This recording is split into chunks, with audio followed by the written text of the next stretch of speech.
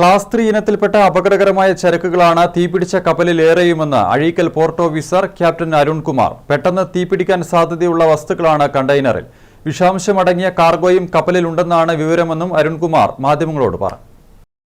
കപ്പൽ ദുരന്തത്തിന്റെ പശ്ചാത്തലത്തിൽ തീരങ്ങളിൽ കർശന ജാഗ്രതക്കാണ് നിർദ്ദേശം നൽകിയിട്ടുള്ളത്. അഴീക്കലിൽ നിന്നും 44 നോട്ടിക്കൽ മൈൽ മാത്രം അകലെയാണ് ചരക്ക് കപ്പലിന് തീപിടിച്ചത് എന്നതിനാൽ കണ്ണൂർ, തലശ്ശേരി ഭാഗങ്ങളിലും ജാഗ്രതാ നിർദ്ദേശമുണ്ട്. ചരക്ക് കപ്പലിൽ വിഷാംശമുള്ളതും അപകട സാധ്യതയുള്ളതുമായ ചരക്കുകളാണ് ഏറെയുമെന്ന് Azhikkal port officer captain Arunkumar പറഞ്ഞു. അതിൻ്റെ ചരക്കുകളിൽ 4 ടൈപ്പിലുള്ള ഡേഞ്ചറസ് ഗുഡ്സ് ഉണ്ട്. സാധാരണ എല്ലാ കണ്ടെയ്നറുകളിലും കപ്പലുകളിലും ഇങ്ങനെയുള്ള ഡേഞ്ചറസ് ഗുഡ്സുകൾ ഉണ്ടാവും. അതിന് ക്ലാസ് 3, ക്ലാസ് 4.1, 4.2, അതേപോലെ തന്നെ 6.1 ആണ്. പൊതുജനങ്ങളുടെ അറിവിലേക്കായി പറയുകയാണെങ്കിൽ ക്ലാസ് 3 എന്ന് പറയുന്നത് IMDG എന്ന് പറയുന്നത് ഇന്റർനാഷണൽ മാരിടൈം ഡേഞ്ചറസ് ഗുഡ്സ് ആണ്.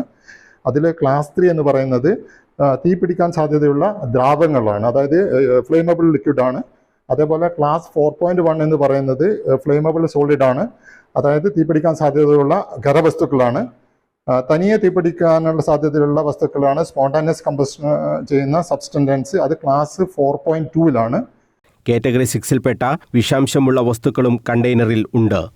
അപകടം ഉണ്ടാകുന്ന വിഷാംശമുള്ള സബ്സ്റ്റൻസിന് പൊതുവെ നമ്മൾ ടോക്സിക് സബ്സ്റ്റൻസ് എന്നാണ് പറയുക. അത് ക്ലാസ് 6 ആണ്.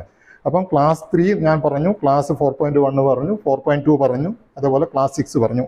അപ്പോൾ ഈ മൊത്തം കണ്ടെയ്നറുകളിൽ ഈ പറഞ്ഞ 4 ടൈപ്പ്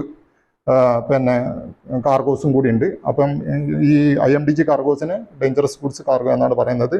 കപ്പലിൽ നിന്നും കടലിൽ പതിച്ച കണ്ടെയ്നറുകൾ തീരത്തടിയാൻ സാധ്യതയുള്ളതുകൂടി കണക്കിലെടുത്താണ് ജാഗ്രതാ നിർദ്ദേശം.